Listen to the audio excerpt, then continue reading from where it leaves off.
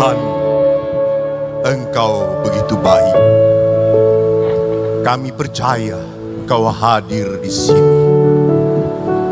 Kami berserah padamu, karena kami anak-anak-mu dan Engkau Bapa bagi kami. Maka turunkanlah Roh Kudus-Mu atas kami. Biarkanlah Roh Kudus itu menjadi satu-satunya sumber kekuatan dalam hidup kami. Tuhan, bersabdalah, hamba-hamba-Mu ini ingin mendengarkan-Mu. Terpujilah Engkau Tuhan kini dan sepanjang segala masa. Amin. Silakan duduk Bapak Ibu. Shalom Bapak Ibu semuanya. Para Romo, para suster, umat yang terkasih, Pak Ben, Bapak Edi.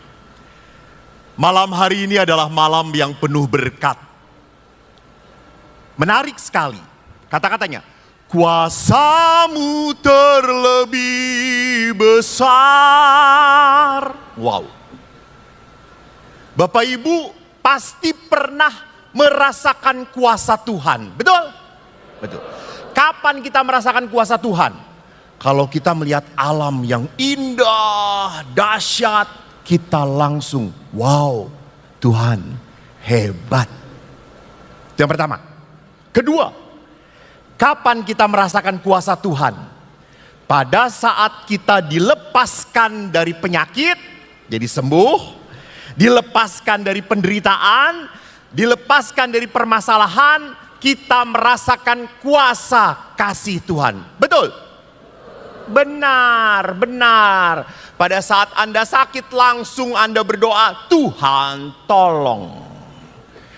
Bapak Ibu, saya dari Makassar, sebelum ke Makassar saya ke Kendari.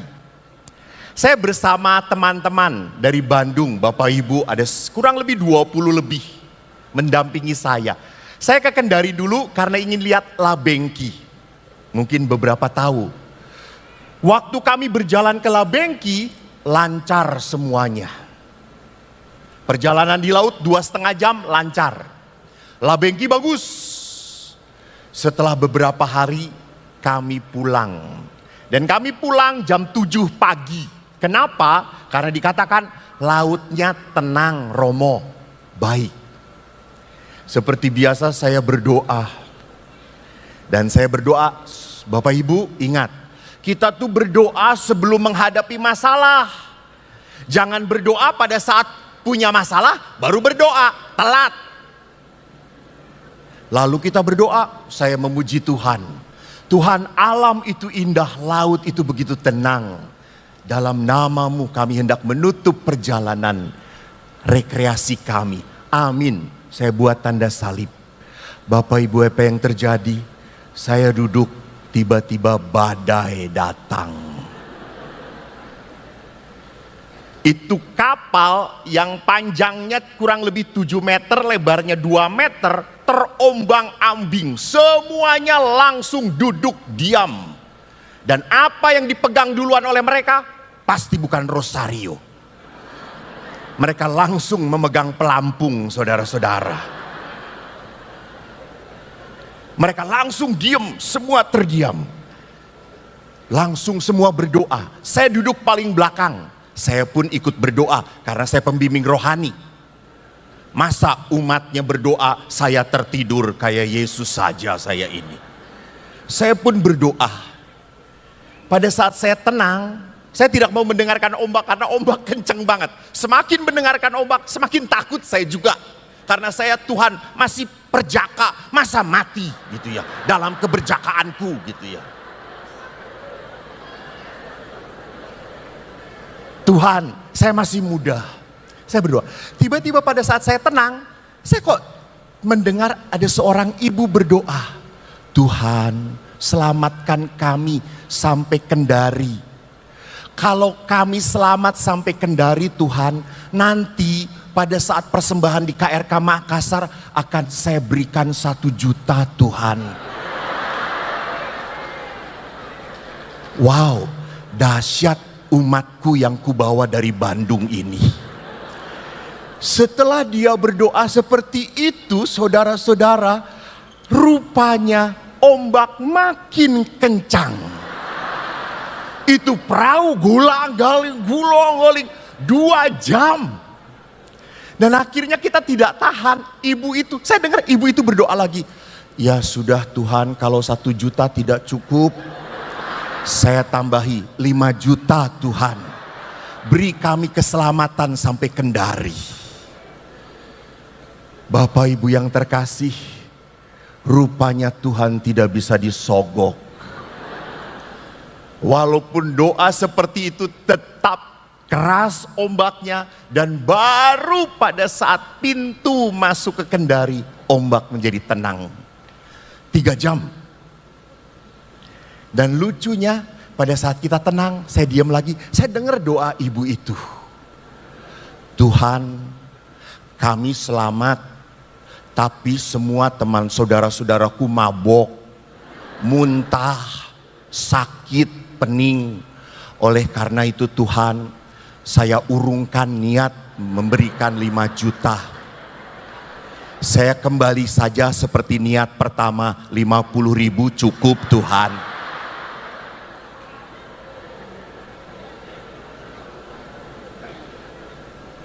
Lihat saudaraku, pada saat kita menderita, saya mau berikan semuanya untuk Tuhan supaya Tuhan menyelamatkan saya.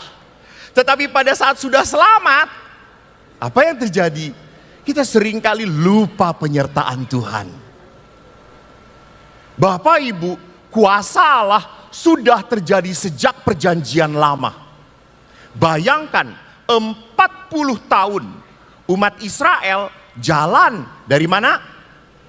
Mesir menuju Kanaan. 40 tahun. Apakah mereka bercocok tanam?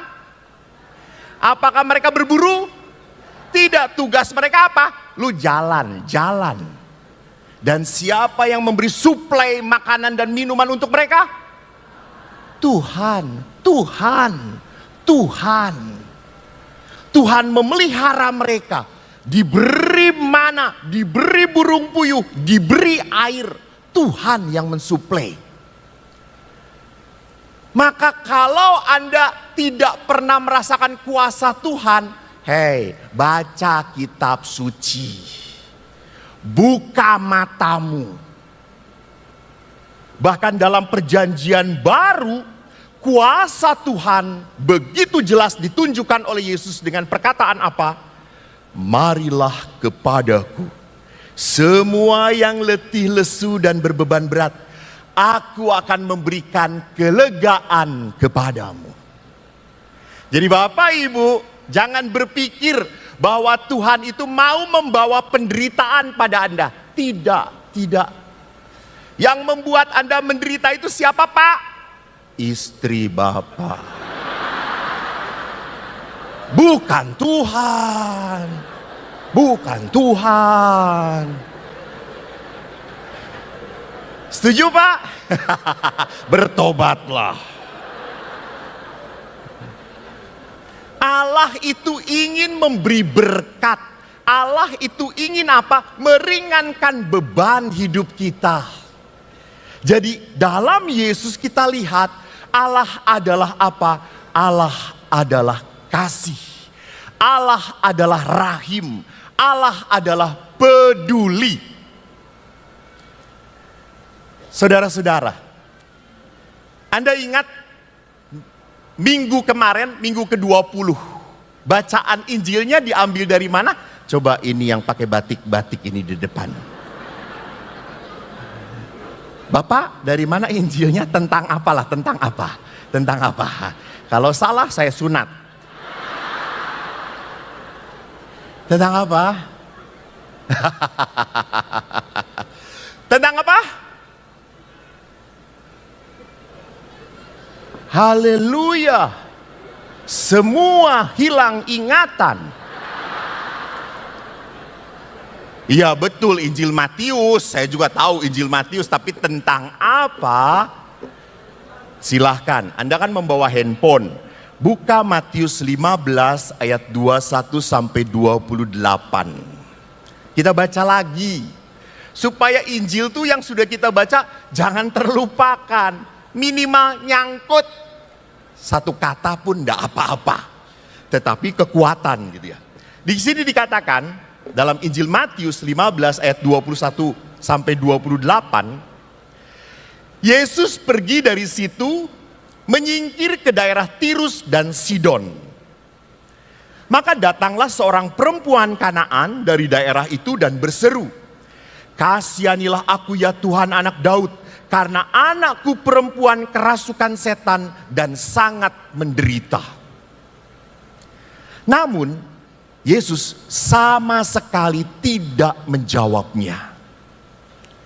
Lalu murid-muridnya datang dan meminta kepadanya, "Yesus, suruhlah ia pergi. Ia mengikuti kita dengan berteriak-teriak." Jawab Yesus kepada wanita itu, "Aku diutus hanya kepada domba-domba yang hilang dari umat Israel." Namun perempuan itu mendekat dan menyembah dia sambil berseru, "Tuhan, tolonglah aku." Tetapi Yesus menjawab lagi, "Tidak patut mengambil roti yang disediakan bagi anak-anak dan melemparkannya kepada anjing." Dan perempuan itu berkata, "Benar Tuhan." Namun anjing itu makan remah-remah yang jatuh dari meja tuannya. Maka Yesus menjawab dan berkata kepadanya, "Hai ibu, besarlah imanmu, maka jadilah kepadamu seperti yang kau kehendaki." Dan seketika itu juga anaknya sembuh. Ingat, oh nggak bisa kelihatan. Saudara-saudara tahu bahwa janda ini menurut Markus adalah orang Yunani, Sirofenisia. Berarti apa? Orang kafir. Tetapi ia betul-betul menderita dan tidak berdaya. Dan ketidakberdayaan ini membuat dia datang pada Yesus. Karena apa? Dia percaya. Maka dia terus-menerus berteriak. Untuk siapa? Bukan untuk dirinya. Untuk anaknya. Saya pernah berpikir, apakah anaknya kenal Yesus enggak ya? Apakah anaknya percaya pada Yesus enggak ya? Enggak penting. Yang penting, ibu dan anak ada hubungan cinta. Maka ibu ini berteriak atas nama anak yang dia cintai, "Sembuhkan anakku, dia menderita." Maka lihat kesungguhan hati janda ini dijawab oleh Yesus apa? Diusir. "Ibu, aku diutus kepada domba-domba yang hilang dari umat Israel." Ini Yesus tuh mengusir. Kamu tuh bukan orang Israel. Gak masuk jatah keselamatanku. Dan apa jawab wanita itu? Janda itu malah mendekat dan menyembah dan berkata, "Tuhan, tolonglah aku." Dan ini iman hebat. Ibu ini tidak putus asa. Tidak putus asa. Justru pada saat dikatakan, "Bu, engkau bukan masuk kalangan kami ya." Dia mendekat, menyembah dan berteriak, "Tuhan, tolonglah aku." Bahkan pada saat Yesus berkata kasar. Kenapa kata Yesus kasar? Karena Yesus memakai terminologi kata-kata orang Yahudi bagi non-Yahudi adalah anjing. Kenapa anjing? Karena anjing makan makanan haram. Maka Yesus berkata apa? "Ibu, tidak layak makanan yang diberikan untuk anak diberikan pada anjing." Bapak Ibu, hati-hati. Dalam bahasa Yunani, Yesus tidak memakai kata kuon. Kuon itu anjing liar. Kuon itu anjing jalanan. Yesus memakai kata kunariois. Kunariois itu apa? Anjing peliharaan. Nah, kalau anjing peliharaan memang tidak sederajat dengan anak-anak, tetapi masuk keluarga. Betul atau tidak? Anjing itu boleh di rumah, anjing itu disayang, anjing itu dipeluk. Bahkan istri lebih banyak memeluk anjing daripada suaminya. Dia ajak bicara anjingnya, suaminya didiemin aja terus. Lihat. Lebih dekat anjingnya kepada tuannya. Maka ibu itu pada saat dikatakan kamu itu anjing peliharaan, maka ibu itu berkata, betul Tuan. Anjing memang tidak akan sama makan-makan duduk di di meja tuannya. Betul. Saya kebetulan punya pastor yang memelihara anjing. Pastor itu lebih dekat dengan anjingnya daripada dengan saya, pastor pendampingnya. Gitu. Dia ngobrol dengan anjing, gue dicuekin. Tetapi pada saat makan, anjing itu tidak dapat jatah duduk dengan kita. Enak aja, gue jadi pastor 10 tahun sekolah. Tetapi anjing itu makan dari remah-remah yang jatuh dan dijatuhkan oleh kita. Maka Yesus berteriak, ibu, besar imanmu. Bapak Ibu, ini menarik. Yesus tidak pernah menolak permohonan kita. Tidak ada. Yesus tidak pernah menolak doa-doa kita. Tidak. Yesus hanya jengkel dengan apa? Yesus cuma kecewa apa? Apakah masih punya iman atau tidak? Kadang banyak anak-anak Tuhan yang berdoa tapi tanpa iman. Lah yang lain juga berdoa, udahlah kita berdoa. Maka nggak salah kalau udah doa pembukaan, doa makan, kita selalu cari orang yang doanya singkat, padat, dan jelas. Tidak mau cari doa pembukaan yang atas nama Bapa dan Putra. Tuhan terima kasih. Engkau telah mengumpulkan beras demi beras dari butiran-butiran yang ditanam oleh petani. Kau berkati para petani Tuhan. Kau Allah itu 1 hari 1 malam makan sudah kering saudara-saudara. Nggak. Paling senang adalah apa doa? Atas nama Bapa dan Putra. Tuhan terima kasih. Kau baik. Kau berkati kami dalam nama Bapa, Putra dan Roh Kudus. Amin. Saya sekeluarga itu di rumah, saya sederhana. Ibu saya itu kalau masak selalu tempe dan sayur bayam, saudara-saudara. Maka suatu hari adik kecil saya, paling kecil, dia berkata, aku yang mimpin doa ya Pak. Saya kaget, wow hebat. Lalu dia berdoa dalam nama Bapa, Putra dan Roh Kudus. Amin. Tuhan tempe lagi. Berkati ayah, semoga besok makan daging. Amin. Rupanya doa adikku penuh iman. Besoknya tempe lagi saudara-saudara. Jadi Bapak Ibu lihat, Tuhan itu mau mencari apa? Iman dari setiap doa. Dari setiap doa. Apakah ada iman atau tidak? Saya ingat beberapa KRK. Kemarin saya KRK di Helena. Saya di sebelah saya. Nanti pun sama ada doa-doa. Ada doa. Doa di sebelah teman-teman saya. Pastor di depan teman saya. Langsung didoakan. Dep kubra. Saya tuh diam edan kata saya tuh. Sekali suntuh ngegubrak. Saya enggak ada yang ngegubrak-gubrak gitu ya. Lalu orang tanya, Pastor, kenapa kok saya didoakan Pastor? Saya tidak jatuh ya. Lalu saya berkata, imanmu kurang.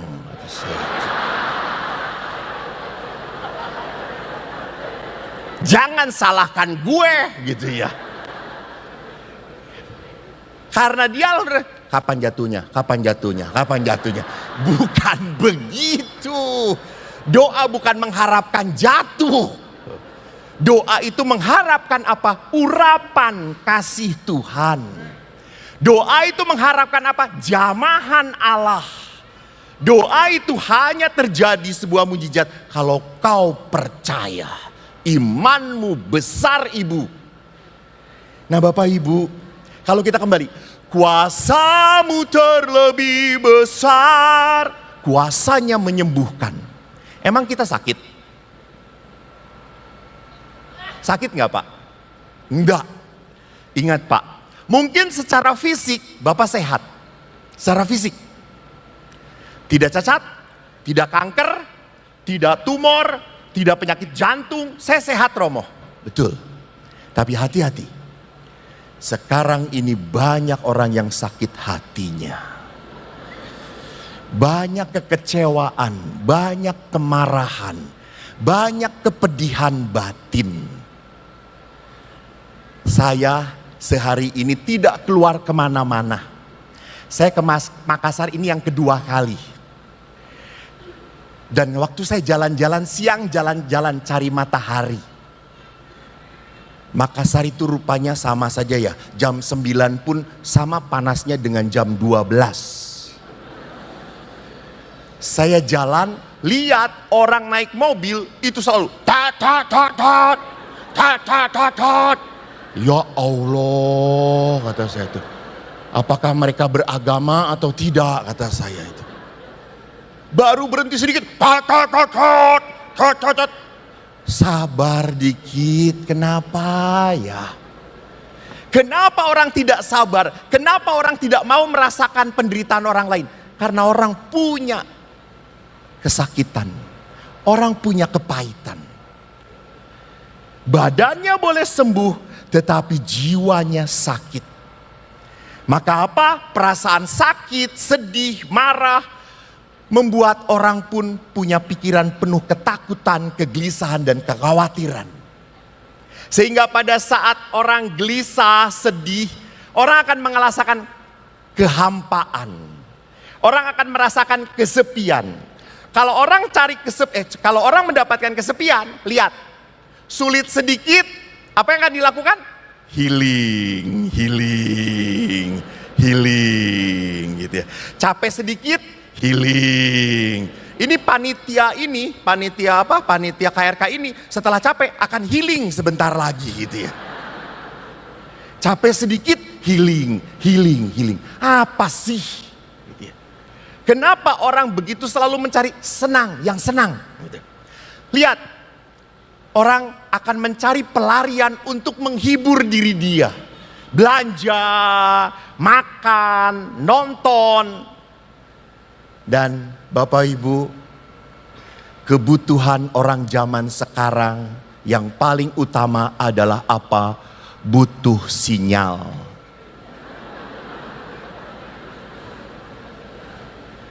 Repot kalau udah nggak ada sinyal. Langsung di mana-mana semua orang sibuk. Saya pernah ikut misa dan tidak pakai jubah. Mereka tidak tahu saya pastor sebelum saya terkenal. Ya kalau Anda nggak suka nggak apa-apa sih. Saya duduk pada saat konsekrasi, itu ada seorang bapak main handphone. Dan tiba-tiba, inilah tubuhku yang diserahkan bagimu. Dia angkat handphonenya. Saya menyembah handphone dia, kata saya tuh ya. Jadi perhatikan, orang sekarang sudah asik sendiri. Kenapa? Karena cari hiburan. Karena kalau dengan orang lain takut sakit, takut kecewa. Maka orang akhirnya apa? Mencari pelepasan di luar Tuhan. Mari kita lihat penderitaan-penderitaan apa yang kita alami. Sakit hati apa yang sering kali muncul. Saat saya ikut Indonesian Youth Day di Palembang beberapa bulan yang lalu, hampir banyak anak muda yang kecewa dengan orang tuanya. Permasalahan anak sekarang adalah apa? Tidak punya hubungan intim dengan orang tua. Tidak punya hubungan intim, tidak punya hubungan dekat. Sampai seorang ayah pernah begitu sedih bercerita pada saya, Romo, anak saya menikah. Saya ini ingin sebagai ayahnya nganter anak perarakan ke depan, diserahkan kepada calon suaminya. Dan anak saya tidak mau. Dan dia mengatakan, Papa dari dulu gak pernah ngurusin saya. Kenapa sekarang saya harus diantar ke depan altar oleh papa? Toh papa selama ini tidak peduli. Banyak anak-anak yang mengeluh, Romo, papa itu kalau di rumah Romo nggak bisa asik dengan kita. Ketawa paling-paling cuma hahaha, hihi. Tapi kalau main gapleh dengan teman-temannya, wah, sampai kesurupan setan, Romo. Kenapa? Karena seringkali ayah tidak hadir sungguh bagi anak-anaknya. Saya beberapa kali cerita kepada Anda di YouTube juga, Anda bisa lihat. Saya orang terluka oleh ayah. Sampai saya jadi pastor pun, maaf, saya masih membenci ayah. Saya tidak suka dengan ayah. Saking tidak sukanya saya dengan ayah, kalau saya habis dari Israel, membawa ziarah ataupun ke Lourdes ataupun ke Roma, saya selalu di tempat ziarah mencari oleh-oleh untuk ibu. Yang paling mahal pun aku beli. Why? Because aku sayang ibu. Saya sayang banget dengan ibu. Kalau udah pulang, saya pernah belikan liontin $500. Hadiah dari umat. Maksud gue $500-nya bukan liontinnya gitu ya. Ini Romo untuk belanja, saya kasihin ibu $500. Lalu saya ngomong, Bu, liontin berapa? $500. Mahal enggak apa bu, untuk ibu. Lalu bapak tiba-tiba datang, aku oleh-olehnya apa? Rosario pak, Rosario. Berapa kok? $1 kata saya. Saya tidak dekat dengan ayah. Saya kecewa dengan ayah. Karena ayah memperlakukan saya dengan keras. Ayah kasar, ayah memukul. Ayah pernah menghajar saya dengan sepatu tentara. Sampai gigi saya patah dan bibir saya pecah. Dan saya kabur dari rumah. Halo, tidak dicari oleh ayah. Haleluya saudara-saudara. Ibu yang mencari saya. Bahkan kalau orang tua lain toh, kalau ngomong anaknya mau jadi Romo, wah bangga. Aku waktu ditanya oleh ayah, mau gede menjadi apa kok? Pastor. Hah? Nggak mungkin. Kamu bodoh. Bu, pastor tuh harus pinter, kamu bodoh. Kamu jadi koster aja gitu. Saya jengkel dibegitukan oleh ayah. Sampai akhirnya saya ngomong, biarin nanti kalau Eko sudah jadi Romo, khusus untuk orang-orang bodoh. Dan Tuhan mendengarkan doa saya saudara-saudara. Saya tidak menggandakan Anda bodoh ya. Yang bodoh tuh panitia ngundang saya gitu ya. Bapak ibu, luka itu membuat saya apa? Hati-hati. Saya dengan ayah takut. Ayah berkata A, terjadi A. Dan saya sewaktu frater pun taat. Saya taat. Saya jadi pastor pun taat. Antara taat dan bodoh itu beda tipis. Bayangkan, saya belum ditahbiskan sampai ditahbiskan 25 tahun bekerja di tempat yang sama di rumah retret. Jarang terjadi itu. Hanya terjadi oleh orang yang taat dan bodoh. Lalu saya ingat sekali pada saat dia menjadi pimpinan saya datang.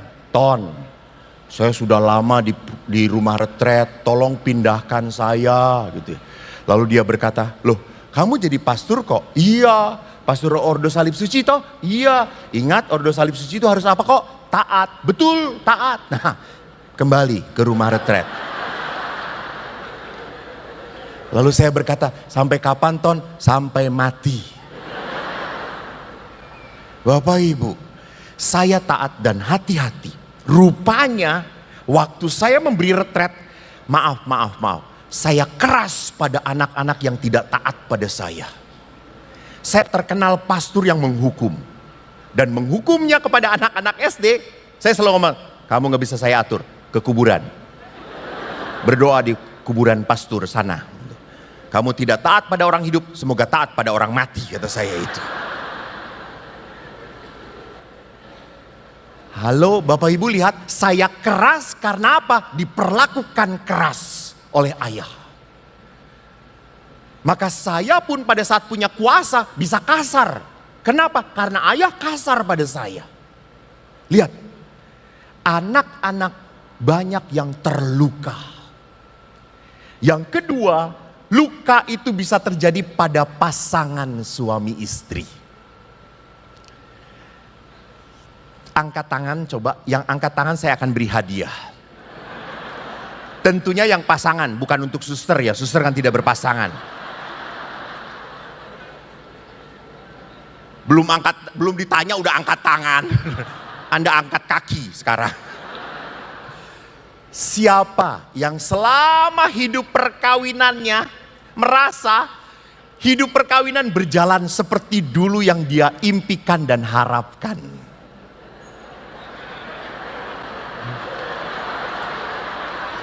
Kagak ada. Nggak mungkin lah. Romo dulu suami saya, wow, melindungi saya.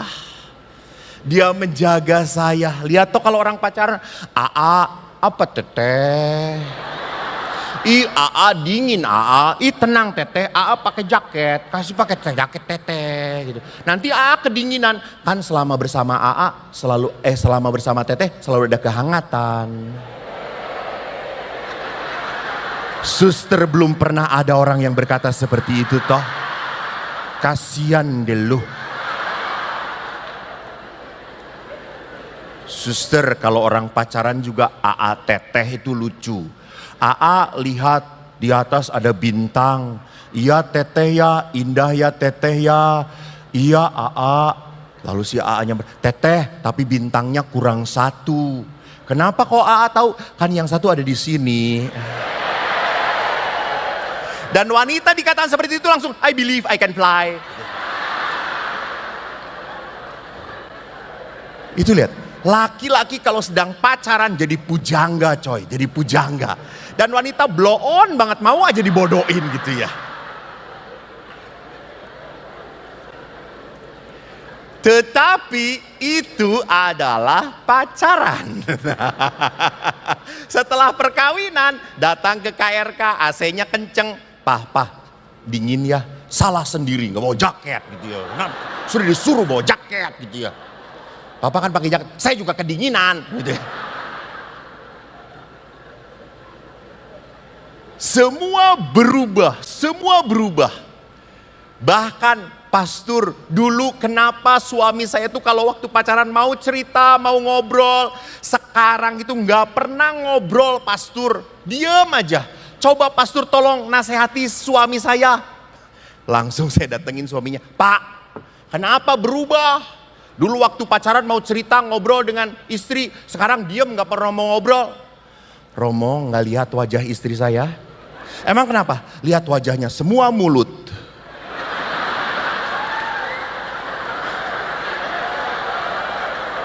Matanya kayak mulut. Hidungnya kayak mulut gitu. Telinganya kayak mulut gitu. Mulutnya doer gitu ya. Bukan saya tidak mau cerita Romo. Dia gak pernah memberi kesempatan saya cerita gitu. Terus saya ngomong, betul Pak, saya juga merasakan seperti itu gitu ya. Jadi Bapak Ibu hati-hati. Bahwa kenapa suami seperti itu, jangan lupa apa penyebabnya. Mari kita lihat. Bapak, Ibu, sudah berapa tahun menikah? 5 tahun? 45. Haleluya. 45. Dahsyat. Bapak bahagia bersama Ibu? Tapi saya lihat Ibu menderita, Pak.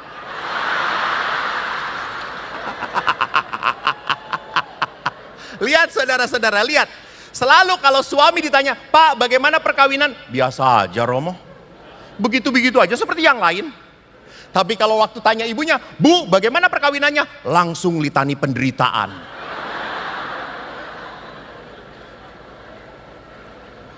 Saudara-saudara, ingat, dalam perkawinan hati-hati. Kalau terlalu banyak luka, kesedihan, kepahitan, maka apa yang terjadi? Keluarga menjadi tempat yang tidak menarik lagi. Maka tidak aneh keluarga-keluarga sekarang, suami punya kesenangan sendiri, istri pun punya kesenangan sendiri. Udah, jangan saling ganggu, titik. Bahkan maaf ya, maaf. Ini di Jakarta, bukan di Makassar. Gua takut gak bisa pulang ke Jakarta lagi ini. Maaf. Terjadi, suami punya wanita lain, istri punya pria lain. Dan sepakat. Lu punya yang lain, gua punya. Udah, kita diam-diaman. Maka terjadi hubungan tanpa status. HTS. Ingat, di Jakarta, bukan di Makassar. Karena apa? Tidak mau saling peduli lagi. Sudahlah, yang penting kita tidak cerai. Titik. Wow. Itu bukan perkawinan. Yang ketiga, lihat. Mungkin kita kecewa pada anak-anak kita. Romo dia sudah dibesarkan, dididik baik-baik. Setelah menikah, tidak pernah ingat kami. Nelepon pun jarang. Datang cuma pas Sincia doang. Lain-lainnya tidak pernah dia pergi. Bapak saya pernah mengeluh pada anaknya yang Romo. Setelah dia tahu saya jadi Romo, akhirnya dia tahu betapa hebatnya saya. Dia sharing pada saya, kok saya sedih apa, kata saya tuh. Adikmu tuh ndak pernah datang. Jengkel saya. Dia sudah saya besarkan baik-baik, kok nggak pernah mau nelpon dan datang ya. Lalu saya ngomong, Pak, Bapak itu prodiakon, Bapak aktivis gereja, rendah hati, datengin anaknya. Ini perintah dari Romo, datengin.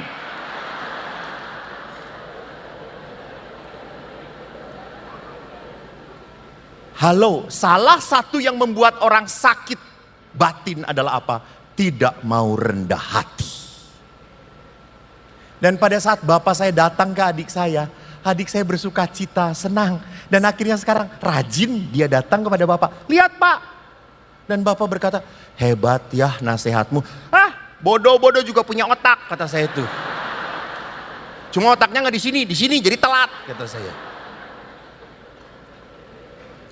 Saudara, kekecewaan orang pun bisa terjadi pada apa? Pada sesama teman sepelayanan. Orang juga bisa kecewa pada gereja. Banyak orang yang kecewa pada romonya. Apalagi kalau udah misa, bangun berdiri. Ya romonya yang ini. Pasti khotbahnya lama. Tuh kan lama.